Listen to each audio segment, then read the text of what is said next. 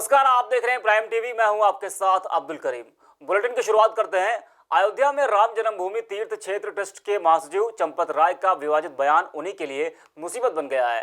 अयोध्या में संतों ने उनके खिलाफ मोर्चा खोल दिया है। हनुमानगढ़ी के गेट पर कई संतों और महंतों ने चंपत राय के खिलाफ मुर्दाबाद के नारे लगाए। हनुमानगढ़ी के महंत राजू दास ने कहा कि महाराष्ट्र में संतों की हत्या हुई थी। साथ ही उन्होंने ये भी कहा कि चंपत राय ने राम जन्मभूमि का अपमान किया है।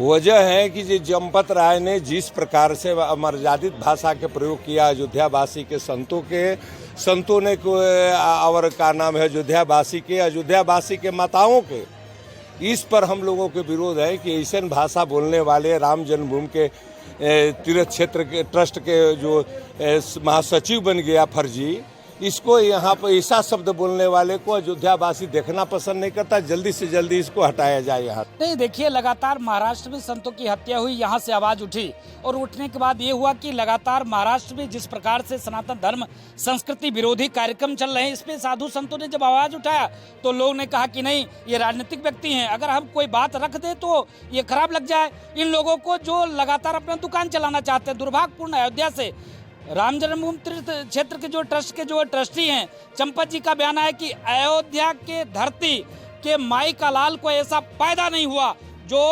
शिवसेना प्रमुख को अयोध्या आने से रोक सके। मतलब भगवान श्री राम को चुनौती, चंपत राय सीधे भगवान श्री राम को चुनौती देने का कार्य किया है। इसके नाते हमारा विरोध है कि ऐसे लोग को ट्रस्ट में रहने का कोई अधिकार नहीं है। अयोध्या से साधु संत ये मांग करते हैं कि ऐसे लोगों को ट्रस्ट से हटाया जाए, क्योंकि हम लोग हिंदू जनमानस आस्था है सभी संगठनों में, जो हिंदू हित की बात करता है उस संगठनों में आस्था है, उस संगठन में ऐसे लोग रहे ये बर्दाश्त नहीं है। इसके नाते अयोध्या से साधु संत इस चीज का विरोध कर रहा है। ऐसे लोगों को रहने का कोई अधिकार नहीं है।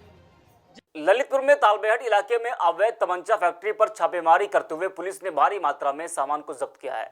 छापेमारी के दौरान पुलिस ने एक युवक को गिरफ्तार करते हुए उसे जेल भेज दिया है, लेकिन युवक की गिरफ्तारी के बाद से ग्रामीणों में आक्रोश का माहौल है। गुस्साए हुए ग्रामीणों का कहना है कि पुलिस अपराधियों को पकड़ने में असमर्थ है, इसीलिए बेगुनाहों को पकड़ रही है। ग्रामीणों ने पुलिस चौकी पर भी जमकर नारेबाजी की। इसलिए आए हैं, साहब करवदी को फंसाया गया है। किस मामले में? उसने साहब चोरी की थी और सफला बारूद में रख दिया फैक्ट्री की। चोरी किसकी की थी? प्रदीप गोस्वामी की। हाँ। कब की थी? 10 तारीख को। 10 तारीख को। उसे कौन चौकी लेके आया था? प्रदीप महाराज। तो आप सब लोग क्या चाहते हैं? सब कहाँ के रहने वाले हो?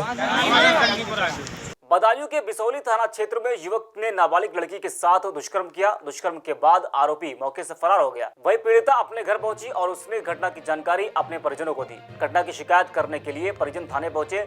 शिकायत के आधार पर पुलिस ने आरोपी को गिरफ्तार कर लिया है और पीड़िता को मेडिकल जाँच के लिए अस्पताल भेज दिया है। थाना बिसौली में तहरीरी सूचना के आधार पर एक मुकदमा पंजीकृत किया गया है, जिसमें एक लड़की के बलात्कार के संबंध में अभियोग पंजीकृत कराया गया है। इस संबंध में अभियुक्त को गिरफ्तार कर लिया गया है और लड़की का मेडिकल कराया जा रहा है, उसको मेडिकल भेज दिया गया। आगे की वैधानिक कार्रवाई पुलिस द्वारा की जा रही है। खबरों में आगे बढ़ते बात करते हैं फिरोजाबाद की। फिरोजाबाद में कार्मिक विभाग द्वारा प्रस्तावित सरकारी विभाग समूह ख एवं ग के पदों पर नियुक्ति 2020 लागू नहीं की गई है, जिसके चलते कार्यकर्ताओं ने मुख्यमंत्री को संबोधित एक ज्ञापन डीएम कार्यालय पर सौंपा, जिसमें 4 वर्षों से भी अधिक समय से अनेक भर्तियों के लंबित परिणाम, विभागीय स्तर पर नैतिकता, कर्तव्य परायणता जांचने से पहले ही कई नियम शामिल हैं।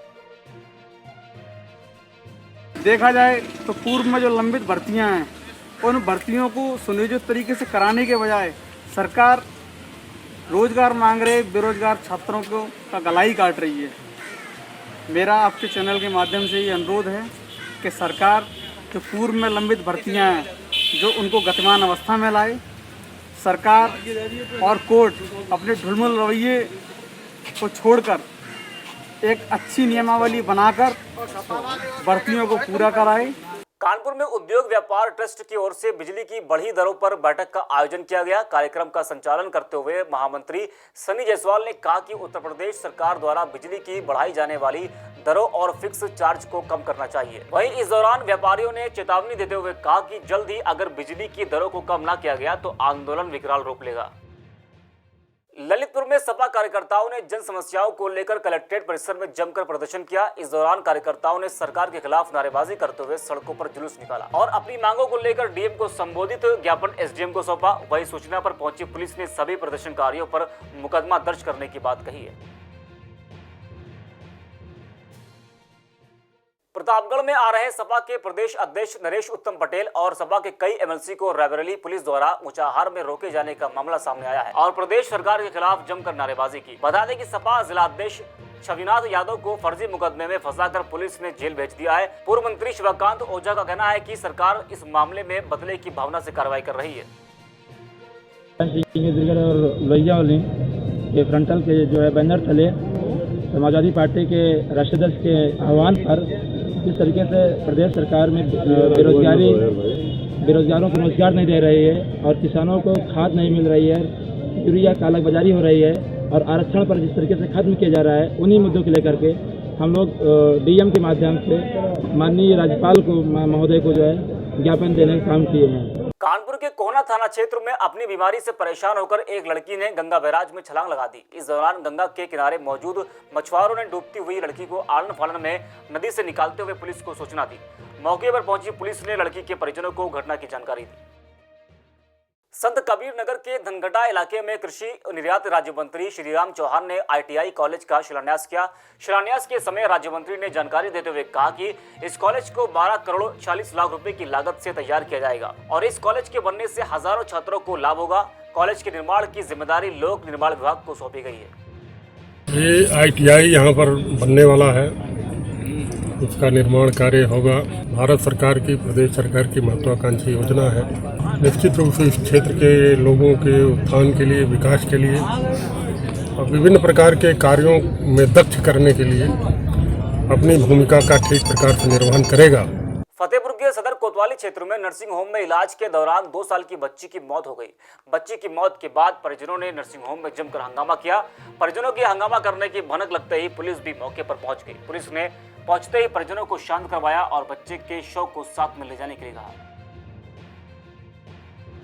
एक 2 वर्षीय बच्चे को बुखार आने की वजह से जेके उमराव अस्पताल में भर्ती कराया गया था, जिसकी कि आज सुबह दौरान इलाज मृत्यु हो गई। तो उसको लेकर कुछ परिजन उनके उत्तेजित हो गए थे। मौके पर पुलिस फोर्स पहुंच गया था और समझा बुझा कर उनको शांत करा दिया गया था।